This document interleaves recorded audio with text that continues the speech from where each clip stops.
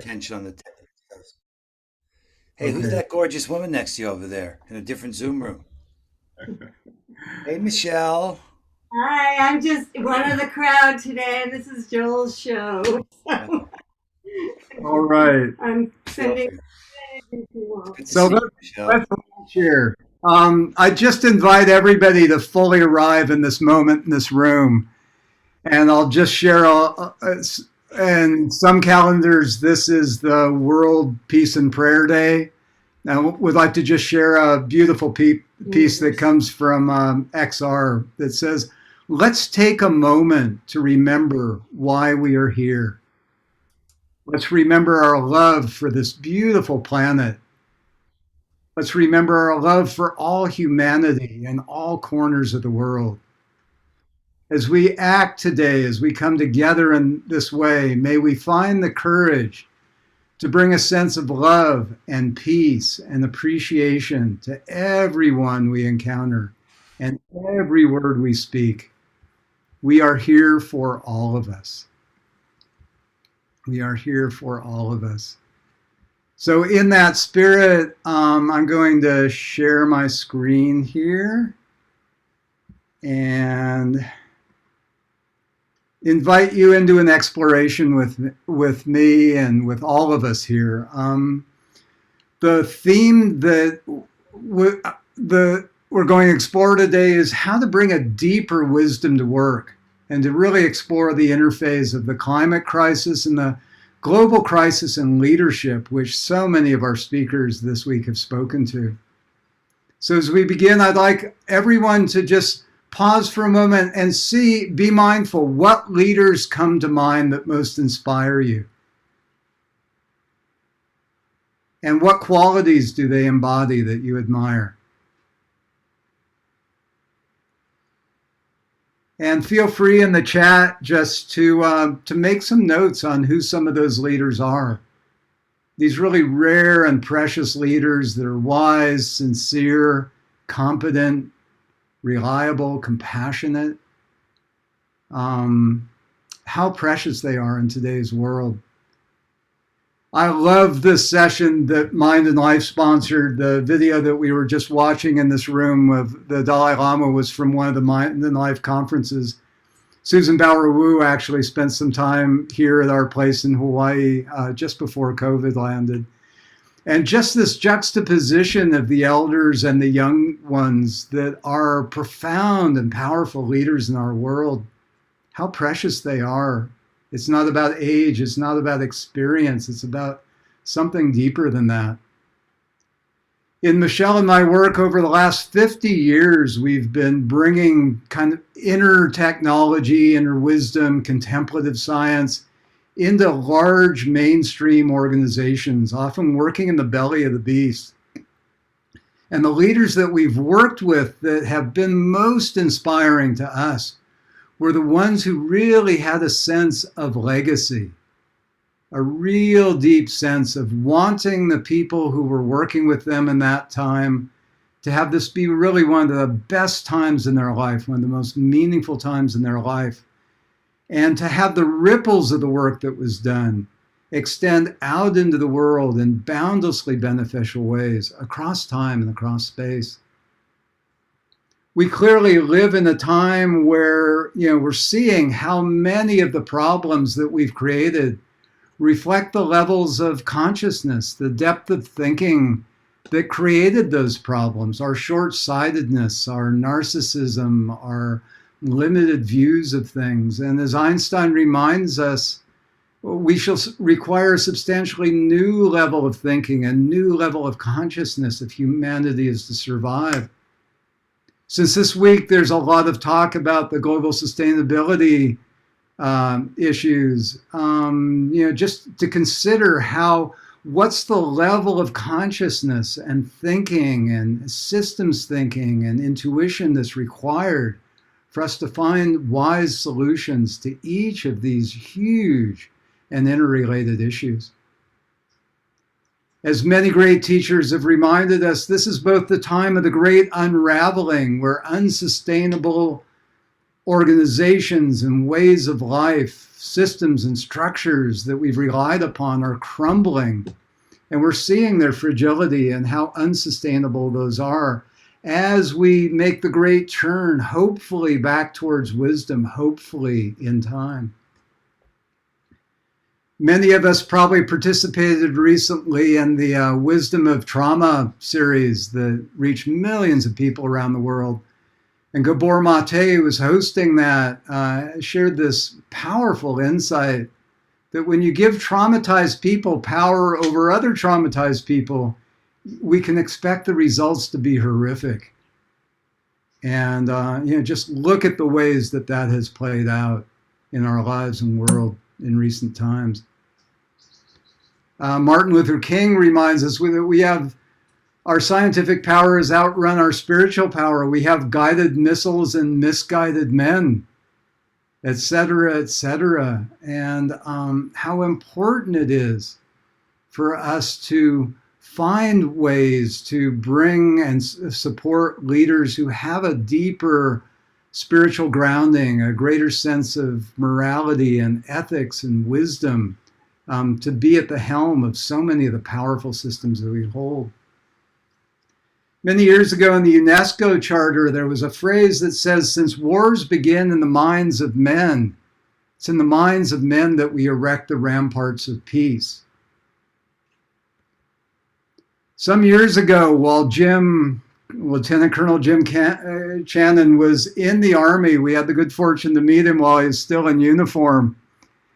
And Jim had been given a special assignment to go research the human potential movement for the U.S. Army and to come up with a vision for what the Army could be, the highest mission that it could take on in the world for the year 2000. And Jim's way of articulating what he found from the consciousness movement that he was exploring was this brilliant kind of cult classic. There was a profound inspiration in the field of organization design, development, organizational transformation for many of the first people working in that zone. And it was a book called Evolutionary Tactics, a manual for the 1st Earth Battalion. And it had this vision of the military playing an earth stewarding role, to go into places of conflict and make peace, to go into places of environmental fragility and to stabilize and harmonize things there. Just with the Dalai Lama having been in the session before this, I just wanted to acknowledge his major role in my life and work. He's been an advisor on many of the projects, including the one I'll talk about to come here, and was fortunate to meet him in 1978 when he first came to the States, and to be with him dozens of times, sometimes very intimately, like this time here in Madison, Wisconsin. So when Jim left the Army with the Evolutionary Tactics Manual for the 1st Earth Battalion, we started a consulting firm, which was the hottest little boutique consulting firm on the planet in the 80s. And we worked with hundreds of organizations and thousands of leaders around the globe in major roles. Many of these names mentioned here we worked with after that particular organization. But the mission was to take the vision of the 1st Earth Battalion, along with the contemplative sciences and Aikido and the best of human performance science, to take this into large organizations, to work with leaders who were setting policy and making decisions that would impact the globe, and to nudge them towards a deeper wisdom, a deeper love, a deeper compassion, a deeper kind of creative compassion, if you will. One of the projects that we worked upon came as studies started to emerge that showed that for every soldier killed on the battlefield, as many as 20 veterans returning home committed suicide in one form or another. Sometimes it was really visible that they were committing suicide. Sometimes it was just self-destructive behavior. But that gave rise to, through some of Jim's contacts, us being contacted. I received a call one day from a colleague, Bud Cook, saying, "Hey, Joel, how would you like to design the Ultimate Warrior training program for the Special Forces?" And this turned into a 6-month full-time program with 25 men who were in a position in those days to potentially start or stop the next world war. They had a really, really critical mission that was top secret in those days. We can talk about it now, and we're actually working on a book to tell the story. But imagine having a few years as we were preparing for this program to go around and talk to our mentors, including the Dalai Lama, including leaders in business and great martial artists and peacemakers, and say, if you had a chance to work with 25 people who might start or stop the next world war, what would be important for them to learn? What could you bring to them that would be critical for them in shaping their thinking and their perspective? And it was an incredible piece of research for us, an incredible piece of learning. So in that spirit, I'd invite you to consider, if you had a chance to work with people setting policy in the G7 or the UN or other places for regions, for nations, for the world, to tackle the huge problems of these times of climate change and all the other, huge complex problems, what would be important to help them develop within themselves, to realize within themselves? And if you like, go ahead and put some thoughts in the chat on that. One of the memes that came from the military is this notion, this came from the Army War College, trying to describe the modern battlefield, which is not like it used to be in the old days. And this term VUCA arose to describe the current modern battlefield. It's since been picked up in business and organizations as just a frame of reference to describe these times as being highly volatile, uncertain, complex, and ambiguous. And the friend actually added a second A of absurd at times as we look at what's going on. And to appreciate that it's unlikely that these waves, these tsunamis of VUCA-ness are going to grow any smaller. And we can either be thrashed around by them and crushed on the reefs, or we can learn to surf. And part of that surfing is to develop the inner skills for finding the qualities of balance and adaptability and suppleness to be able to respond. Interestingly, the word VUCA in the Zulu language means to wake up. And I think that really is a beautiful reminder for us. So how can we wake up together? How can we develop the capacity to tap into our collective intelligence? And like it says in the Hopi prophecy, this could be a good time. This could be a good time. Even if we go down in flames, we could love each other to death.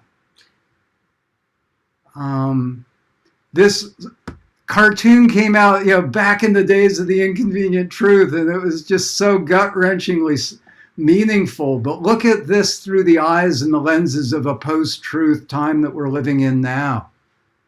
Just this incredible, as Otto Scharmer talked about yesterday, we're at this bifurcation point where we either choose to go into denial and withdraw from reality, or we find the courage to face reality. And to appreciate, that the small print on the mindfulness box says, hey, this requires enormous courage. Requires enormous courage to show up, to read the news every day, to feel it, to not turn away from that and run away and just go binge on Netflix or go shopping or listen to Fox News. One of the colleagues of the Dalai Lama, a man named Lobsang Tenzin, was invited. He had been in permanent retreat in the Himalayas above Dharamsala. He was a really close friend of one of our teachers. He was invited to Harvard at one point and to be a research subject in one of Herb Benson's experiments. And Genla was asked at one point, how do you begin your meditation practice every day? You spend 16, 18, 20 hours a day in deep meditation for the benefit of all beings. What does your practice look like? And he says, I begin my practice every day by contemplating the sufferings of beings lost in the worlds of conditioned existence, contemplating and feeling their suffering until I'm moved to tears. And then I know I'm ready to begin my formal practice for the day. So just pause for a moment, touch your heart. Just see what it would be like to just drop your armor, your protectedness, and just let yourself feel the rawness of the incredible potential yet to be realized and the incredible suffering that's present in your life and your world. And to find the strength to do that, take refuge in the matrix of all of the allies, all of the sources of strength and inspiration and support you draw upon. Call them close to them. Hold them in your heart. Hold their hands. Gather strength from the earth and spaciousness from the sky, and breathe in the blessings and strength and inspiration of your teachers.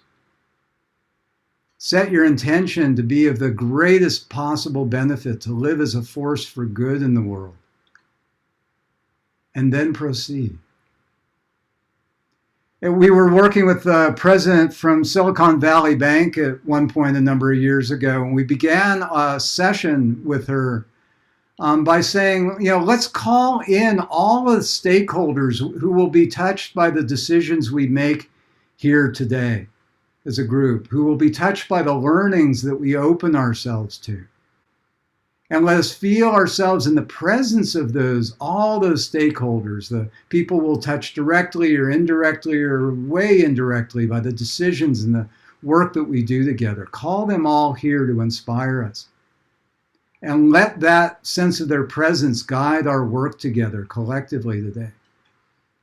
And then at the end of the session, we took all the positive inspiration and blessings and goodness that had been generated through the work we did, and then envision playing that forward, sending that out into that matrix of stakeholders to really stabilize the benefit, to bless everyone to be a part of that.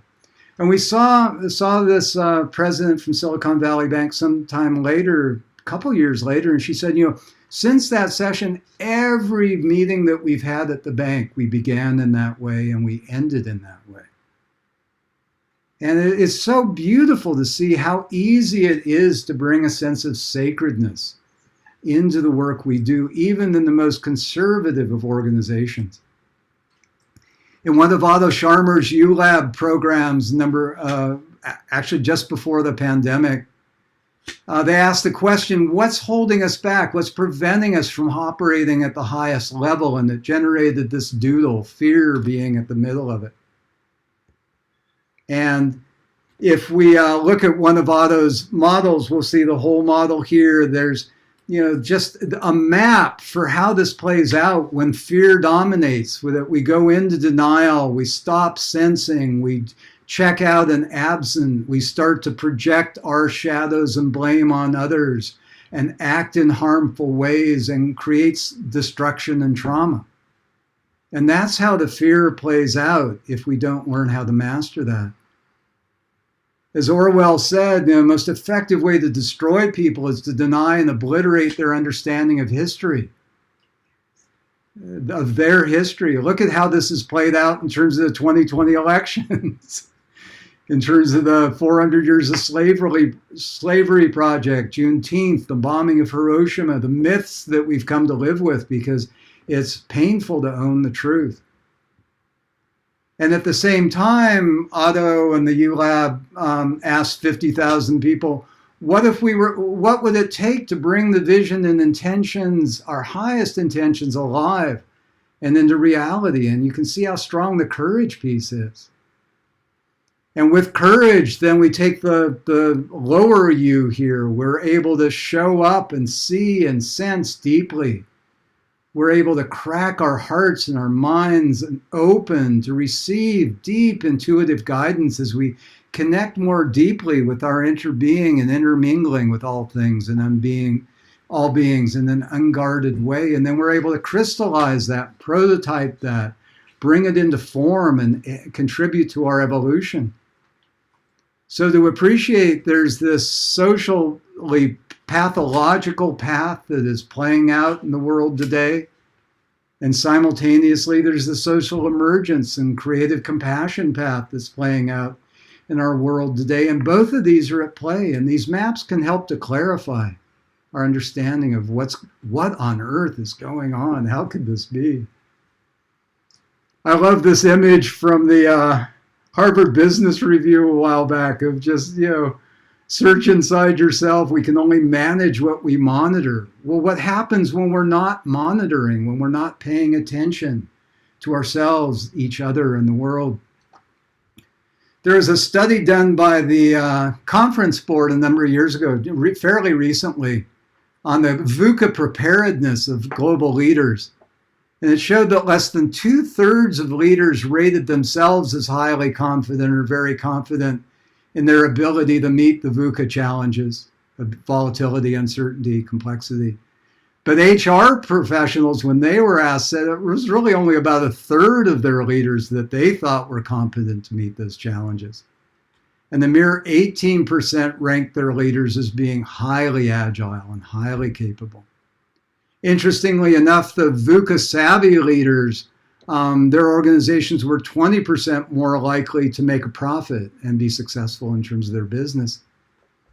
I was really touched by this tweet from Greta Thunberg a while back after John Kerry had said, yeah, we're going to cut half of the emissions in half by future technology that doesn't exist yet.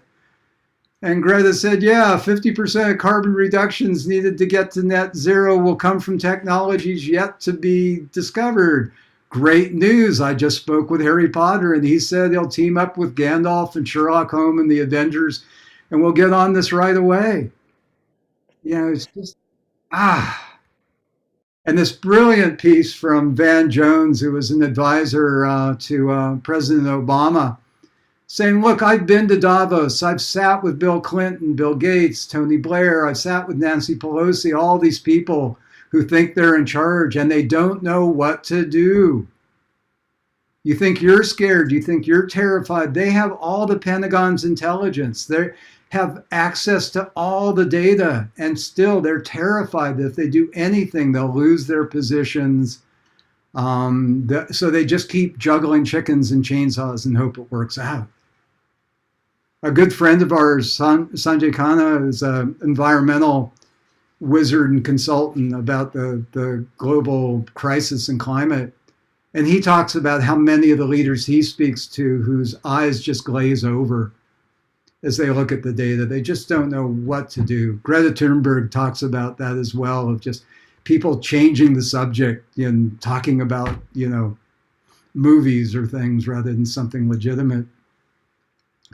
So there are a couple of cartoons here. I'll be happy when this is over, the white coats say as they look at the COVID crisis, and here comes climate crisis behind them. It's just, I cut down the slides on the climate crisis just because we know what's going on. We know it's here. We know it's everywhere. This is one of the hottest weeks in history in America. It's crashing down everywhere we look. And it's so clear that if we don't keep the temperatures below 1.5 degrees, we're headed towards great suffering. And it's really, we're not seeing the G7 take adequate action on this. If you look at this, the pathways we need are the bottom two pathways in the red and the blues there. With current pledges in place, we'd still hit 2.6 to 3.2. If we do nothing, we're cooked. It's such a dire situation. We need such courage in leadership. And it's just such a profound time that we're privileged to live in. To me, one of the most powerful images, and I was contemplating this last night, and I opened my email today, and Bill McKibben's new article this week for the New Yorker speaks to this heat humidity index. That even if the humidity is 100 degrees, if the temperature is 100 degrees, if the humidity is high, it raises the experience of the temperature. And we are at risk, serious risk of our health and our capacity to live. And as these temperatures keep going up, 123 degrees in Palm Springs this week, who knows what the humidity was? We can see how dire this is in our lives, in our communities, where many of us live. And the disadvantaged people who live in hot environments with lots of concrete and asphalt, without green trees and parks and air conditioning, are even more at risk. So yes, be sure to wash your hands and all will be well with COVID. But here we are with the economic collapse, with the supply chains melting down, with climate change coming our way, with biodiversity, and the kinds of conflicts that come from that are hovering on the horizon. What kind of leadership do we need to meet these challenges in these times? Just pause and feel that, and just find whatever your prayer, your motivations may be to keep the wheels on this blessed buggy that we call planet Earth and Gaia. Speaking to the US Congress many years ago, I wish he could come back and do this again. Václav Havel said, without a global revolution in the sphere of human consciousness, nothing will change for the better in the sphere of our being as humans. And the catastrophe towards which we're headed, be it ecological, social, demographic, a general breakdown of civilization, will be unavoidable. Our salvation lies nowhere else but in the human heart, in our power to reflect deeply, in our meekness and our human responsibility. That we have such a charter for this work. So having worked in medicine, running biofeedback and stress management programs in the Pain Center for Kaiser HMO, and worked in high-level human performance over the years, a lot of psychophysiological research, I'd like to just share some of the learnings and some of the kinds of approaches we've been fortunate to be able to take in a unique way over the years. There was some researcher, Dick Wagner from University of Wisconsin, contacted us at one point to look at some of our corporate programs, because he'd heard we were doing good work, and he was studying the best corporate programs in the world to see what they were doing. And Dick came back to us and he said, after looking at 20,000 participants in organizational change programs, I've never seen all of the measures that he was looking at go up significantly as he saw with ours. And in particular, two factors went up that he'd never seen change in any other programs. One was risk-taking, and the other was a shift in the locus of control. A shift in the locus of control, meaning that people felt as though regardless of the circumstances that came to them, they were better able to, more capable to respond to those circumstances and have dominion or control or at least influence over their responses. And it was really golden data, and he found that those results continued way over time as compared to many of the other organizational change programs. And the key to that was because we've been able to find a way to do really deep inner psychophysical, spiritual work within large organizations. If you look at this model that comes out of polyvagal work of Stephen Porges, who is just such a wise man and a good friend, when we're in the green zone here, when we're at ease, when our nervous system is in harmony and balance, we've got all our marbles. We can think straight. We can think deeply. We can listen, source our intuition. We can be at ease, even in the midst of intensity. And we can respond wisely. The moment we start moving into fight or flight, into rage, panic, anger, anxiety, frustration, or deeper into trouble where we start to just lock down and shut down and go into denial and freeze, we lose our marbles. We lose our capacity to think, to reason. We become less wise. We become less responsive and skillful and capable. So that developing the psychophysical skills to monitor and to manage ourselves is crucial. Yet many people, especially psychopaths, are cut off from their experience. They're so out of touch with themselves due to largely the previous trauma that they're not able to name what they're feeling. They can't recognize their anxiety or their fear or their disturbance inside. They can't recognize it, and they can't articulate it or express a need or say, wow, what you said really confuses me, or I'm very disappointed to hear that. Can we work that out? They're out of touch with that, which cuts them off from the reality of their own body, the world, and the people they work with. We were doing a large training for a large HMO, training hundreds of people there, and the medical director there came to most of the programs. He was really one of those super inspiring leaders. I remember him, we were working with alexithymia and naming feelings we had. And you might try that right now. What's a feeling that's alive within you in this moment? Like happy, sad, glad, mad? One word, not a narrative. That's a description. And this medical director was listening to people describing their feelings, naming their feelings, and he had the courage and the humility to stand up and say, wow, I am in awe of you. I feel like the kid with the 5-color crayon box of names for feelings. And some of you have like the 240 color box. You know, it's like you're so in touch with that, so able to name that. But and you have a commitment to that work. And he made the commitment. He said, I want to develop that. Thank you, Michelle, over here on the sidelines. How blessed we've been to do this work together. So, and even those leaders who say, look, I'm going to leave my feelings at the door, still they come in just raging with the field that they generate, totally affecting other people. And while they might be leaving themselves and their mindfulness and their self-awareness at the door, they're creating havoc in the world in which they work. And on the other side, what we've seen in a very beautiful and transpersonal way is that oftentimes when a leader has a transformational experience, an aha, moment of reckoning or insight, that even if they're not on site with the people that they're working with, oftentimes simultaneous with that insight, in the same day, energy and information starts to move differently within their organization because something has shifted within them. And this is really a profound transpersonal effect that we've seen again and again. In our work, our organization is called Wisdom at Work.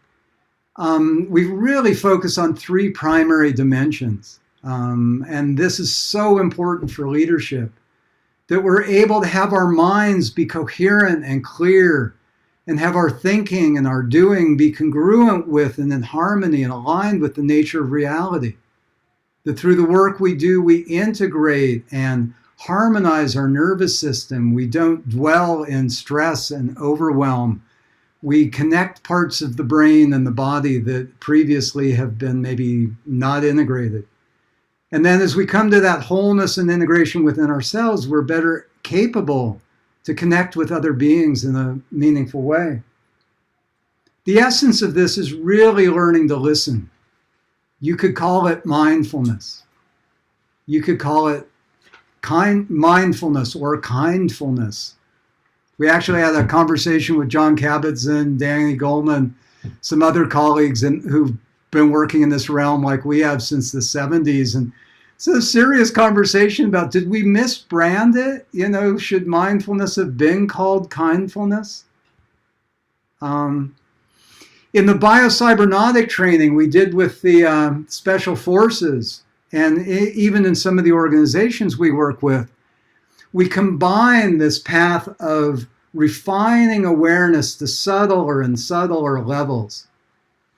So that, you know, what was previously below the threshold awareness and we weren't conscious of, as awareness refines, then gradually we come to subtler levels, and what was unconscious is now conscious. So we can get there, deepening in that refining of consciousness or awareness through contemplative practices, through mindfulness, through deep listening, whatever you want to call that. But we can also boost the signals from those subtle signal generators within us from our physiology, our blood pressure, our muscle tension, our heart rates or whatever. We can amplify those signals and bring them into consciousness through biofeedback, neurofeedback, cyberphysiology, use the technology to hack our brains and our bodies and bring those subtle signals into conscious awareness where we can begin to interact with those in a conscious way. And the synergy between these, the synergy between the contemplative and the technology, we have found is a profound way to accelerate the refinement of consciousness and, as much as anything, help people develop confidence in their capacity to inhabit their minds and bodies in a deeper, more effective way. One of the ways that coherent mind shows up is in recognizing how much creative energy we can just bleed off worrying about things. And one of our First Nations teacher, David Chetlahay Paladin, a Navajo teacher of ours, really close friend, used to laugh and say, yep, worrying's just praying backwards. And I think part of what we need to do is become mindful of how our minds work and learn how to work with those in a different way. Another piece that comes from psychophysiology is that most of us, much of the time, are lost in our self-referencing. How do I look? Is this going to be good enough? Am I good enough? Yakety, yakety, yak about me, me, me, me, me. And the circuits in the brain that just keep that hamster cage spinning is the default mechanism network. Einstein called it the optical delusion of consciousness that keeps us feeling separate from everyone and everything.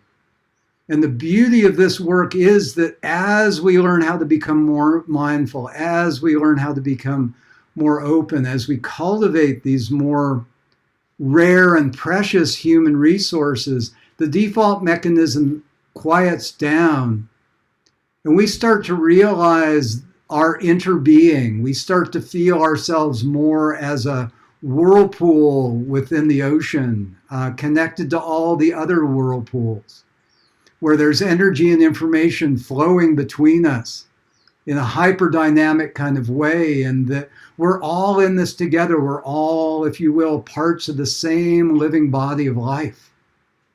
And that through that sense of deep connection and deep recognition, we're more likely to make wiser decisions and to act with more creative compassion.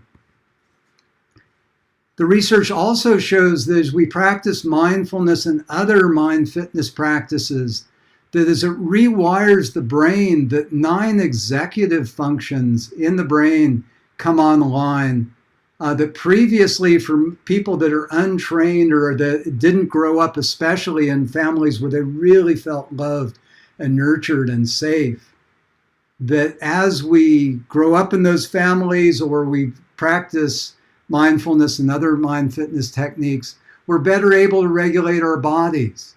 We're better able to have empathy and attunement in our communications. We can manage and work with our emotions better. We have more adaptable, flexible responses. We're more empathic. We're less likely to harm others.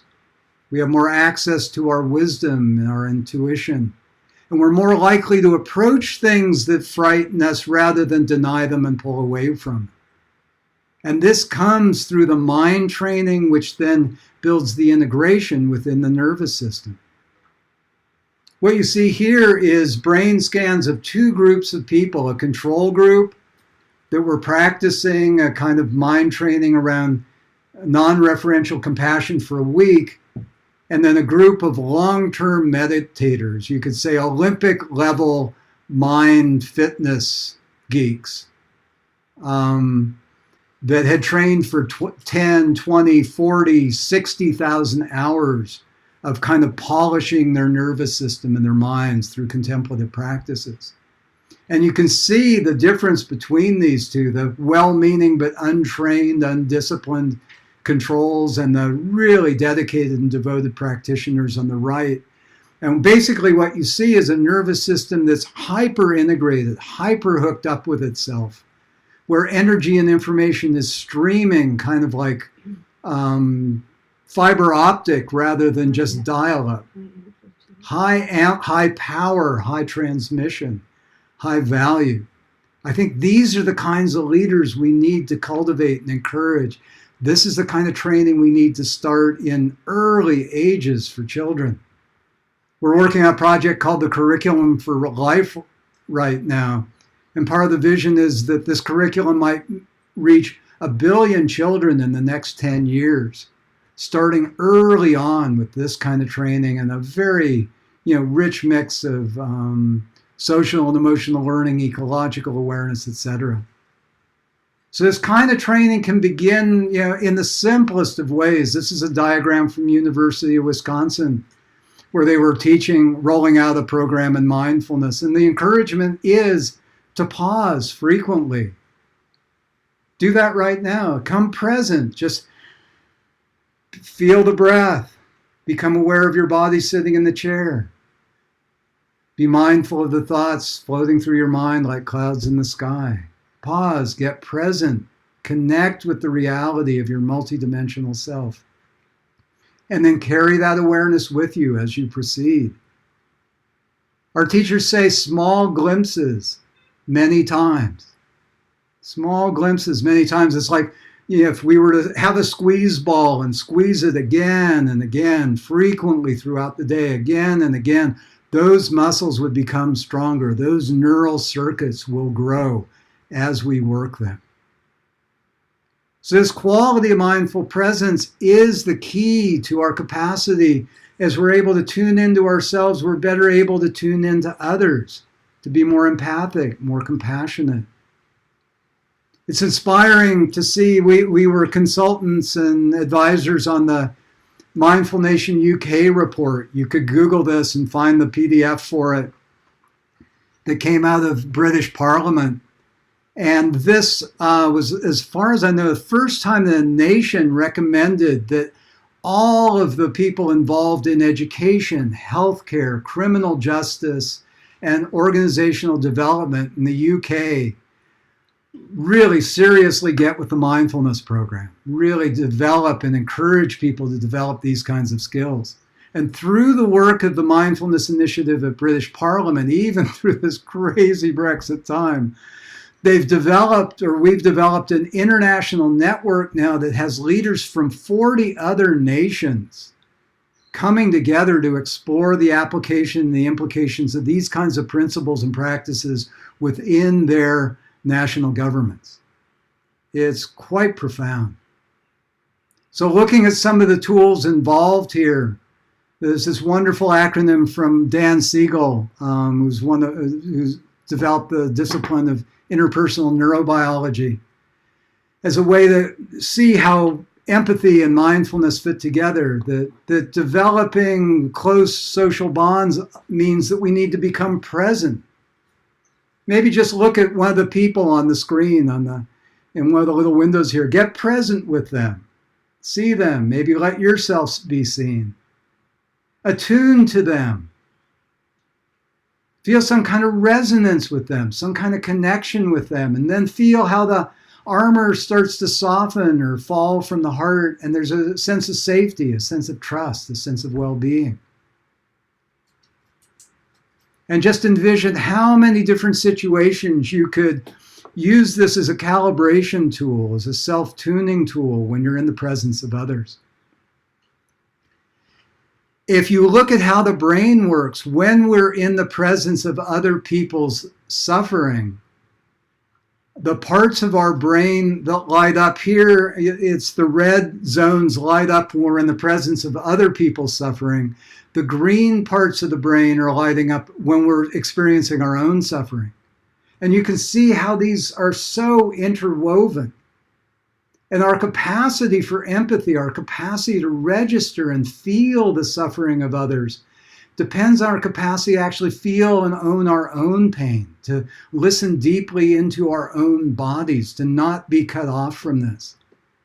James Joyce has a quote in The Dubliners where he says, "Mr. Duffy lived a short distance from his body."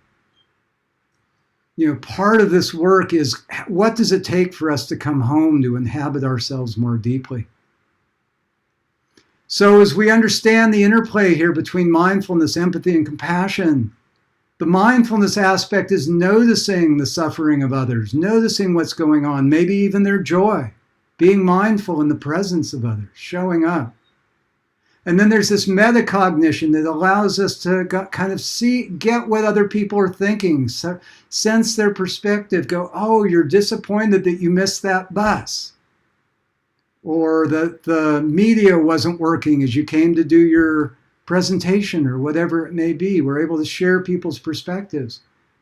And our empathy kicks in and allows us to build rapport when we're able to really empathically resonate with people's sadness or fear or joy or whatever it may be. We actually feel that in our own body.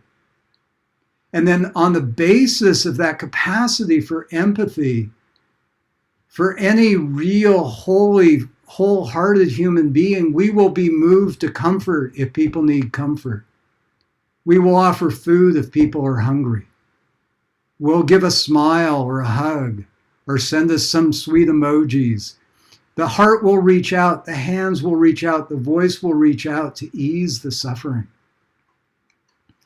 And there's this misnomer of compassion fatigue, but it's actually empathy fatigue, especially for long-term caregivers. And I think for a lot of really burned out politicians that are just seeing the craziness and the stupidity of what they're up against. They resonate so deeply with the needs that are at play and the potentials yet to be realized. We can become exhausted, depleted, overwhelmed by just being in resonance with that kind of deep empathy. But the remedy for that overwhelm, the remedy for the burnout, the protection from the burnout, is when we move into action, when we engage with compassion, when we do something, we write a letter, we put our body on the line, we smile, or we even just send love or say a prayer. We engage in some way that flips us out of just being locked in the empathic overload, the empathic registration, and moving us into compassion, then dissipates the overwhelm of that. So to appreciate, it's not empathy fatigue, it's compassion fatigue. It's empathy overload, but not compassion fatigue. The compassion is really a profound, nourishing human resource that, gives us the strength to get out of bed every day and go out and touch another heart. One of the main practices that's taught, and this comes out of Dalai Lama's tradition. Again, he was in the previous presentation in this room. And this is part of the curriculum at the Stanford CCARE program, the Compassion and Altruism Research and Education program, is to regard people as another myself. Appreciate, look at somebody on the screen here and go, oh, just like me, Annalise wants to be happy. Just like me, Valerie wants to be free from suffering and pain. Just like me, Kurt would like to find meaningful connections with other beings. Imagine what it would be like to go to your next meeting or your next Zoom session or walk down the street or go to the market. Instead of having your voice of judgment filters on, to have your, oh, just like me filters on as you move through the world. Imagine if we had leaders that regarded other beings, both the stakeholders, the people in the room with them, and other beings who would be touched by their decisions as other myself. Says Brother David Stendelross, another of our teachers who actually came in and worked with the special forces when we were doing that program, says, ethics is how we behave when we decide, when we feel, when we resonate that we belong together. We touch that. So to appreciate, especially within this World Unity Forum, especially, that in this context, we can talk about the full spectrum of our humanity, how profound the interface of this time is with the contemplative sciences meeting the modern psychophysical sciences and economic sciences and the life sciences and evolutionary sciences. That these profound techniques help us to to cultivate more coherent minds, more integrated nervous systems, more loving and meaningful and courageously engaged relationships. Taking Otto Scharmer's U model here, that as we develop our capacity to stop just downloading the old patterns and just replaying the past, to drop in deeper, to see with fresh eyes, to sense more deeply into the multidimensional field that informs us beyond our ordinary senses, to come to the deepest, most subtle levels of our being that where our interbeing with all things and all beings are, where our little drop is connected to the currents and the waves of the whole ocean, where our cloud in the sky is blown by all the winds, to drop into that level individually and collectively, to clear the trauma, to let go of the stress, to say our prayers and listen for guidance and source the creative inspirations and breakthroughs that the world needs at this time, and then to bring those forth as visions and intentions, to communicate and share those, to prototype those and embody and express and create those solutions in the world, is so vitally important. But I think that at this time, the way the U model's being used, it's being used far and wide, but I think the depths of it have yet to be fully realized.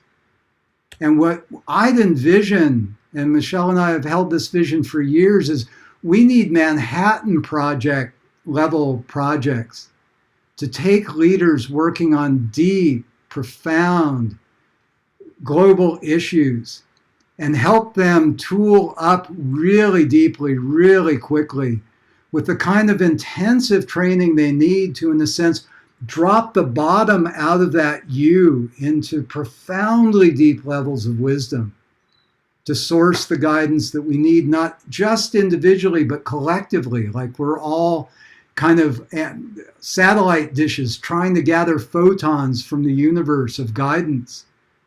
I think there's a huge potential for like long-term retreats with laboratory equipment and online equipment where people immerse themselves for weeks or months at a time after some initial training to develop our individual and our collective capacity for breakthroughs and finding solutions to global problems, especially the climate issues and all the other issues that support that. So I really ask you to take this vision to heart and to share this and to look for opportunities to bring this about.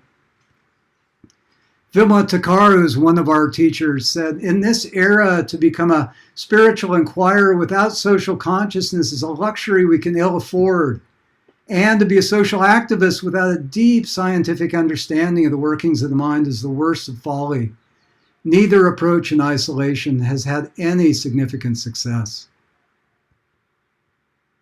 So let's take a little while to reflect together. I'll just share our contact info, a couple books that we've written. Feel free to take a screenshot of this if you like. Reach out to us at any time with reflections or questions or calls to collaborate. But in a moment here, I'll stop the screen share, and I'd really invite our voices together for just a short while here. What was meaningful for you, or what questions might you want to explore together? Just 5 minutes. Any reflections to share? I feel so much gratefulness. Yes. Anything in particular, Annalise? Thank you. I did not hear you. Anything in particular that you're grateful for?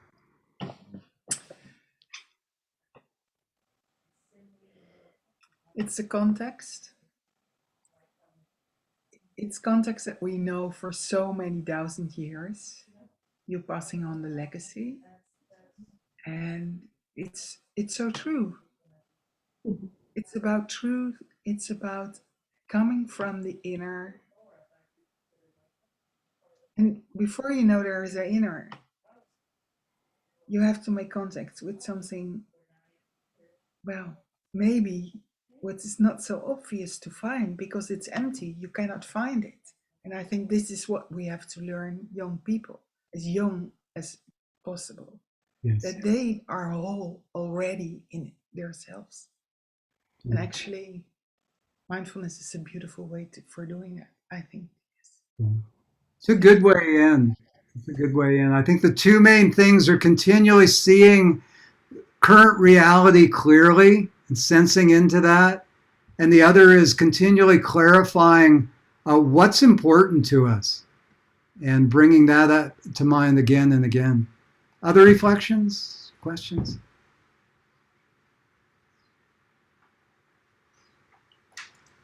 Comments? My key feeling about it all is it's so inclusive.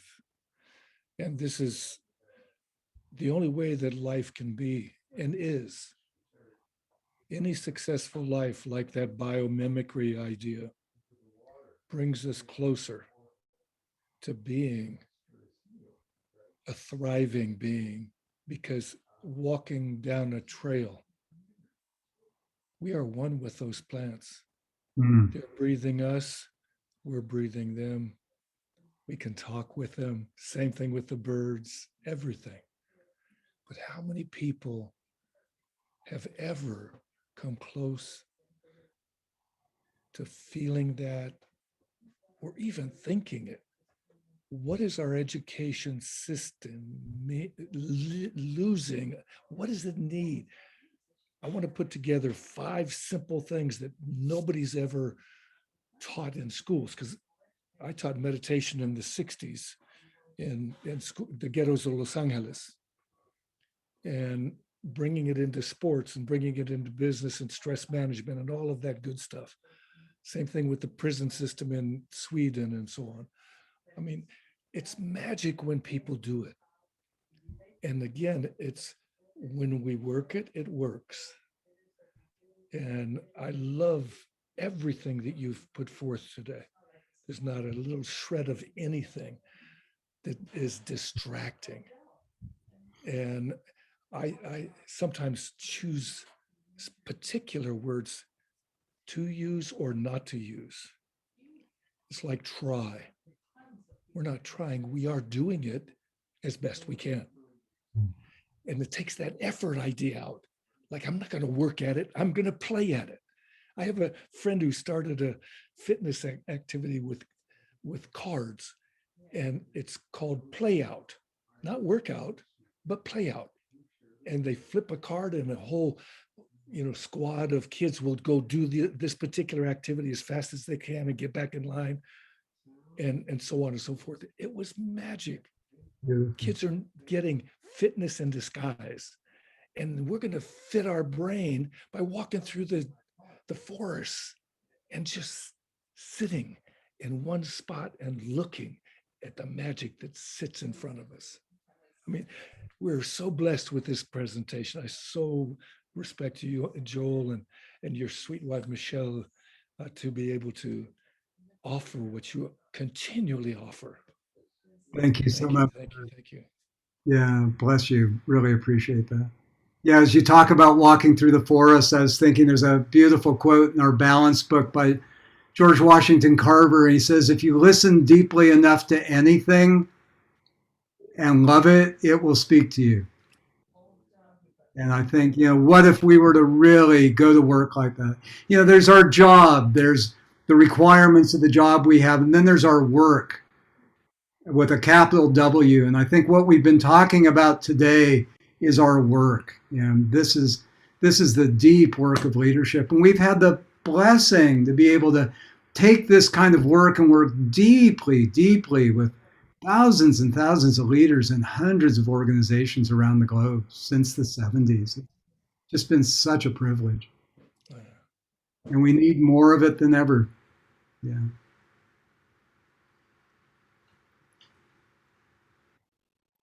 Joel, where would you suggest that we start this work? Reaching out to our politicians, our decision makers. Like, what would you suggest where we should start? Wow. Beautiful. I'd say listen for guidance and gather allies. And Otto Schulman's work is really a good place to look at a larger frame to think of this work. There's plenty online and in his books and our books. All of our books talk about the ways we've carried this into organizations and worked with leaders. So you could search for that. Start where you can. Yeah, start where you can. I want to honor the time here and do one last thing before we end. I don't know if somebody's in the wings ready to step in on the hour here, but just a moment of dedication, just gathering whatever inspiration or goodness is available within you or between us in this moment, gathering that like waves of light and goodness into your heart, and then just letting it flow from your heart into the hearts of all beings everywhere, into the minds and the bodies of all beings everywhere. That whatever this goodness is that we've touched and we've shared and we've co-created together through showing up so wholeheartedly, that the ripples of this will extend to all beings in beneficial ways forevermore. Oh, Thank you. Thank you all. Annalise, in terms of the recording, do I end it or would John end it? I don't know if John's still here. John will end it, and it will end when you stop it. But if you have a button where you can pause or I'm stop. here. Oh, wonderful. I am here. Good. John, can you send us a link where this will be posted, or should I just record it on my computer and send it to you? I have it on my computer. I recorded it. We'll upload it and make a Facebook premiere of the event, and we'll clean it up. We'll look at it together and see what you want to add to it and make it. It's another wave with these offerings, especially right now where we're all trying to see how we take what we're learning and know and how do we turn it into real collective action. one of those things is to be able to get it so that we can share it on our Facebook page and this page and that page, any which way we can. That's right. Okay. Well, keep us posted. Thanks so much for your leadership and vision and love in putting this together, John. It's so good to be collaborating again. Oh yeah, no, and I'm one of many, and we're not going anywhere. We're launching this Magic Canoe 2030. We figured that these are the important questions we're asking, and we're looking to seek and find some new answers. Bless you. Thank you, All brother. right. Thank you all. It's really been a joy and an inspiration to be here with you. Tack så mycket. Thank you. Adios. Thank you, Kurt. Actually, remember that means to God. Oh, Adios. I didn't realize that. Yeah.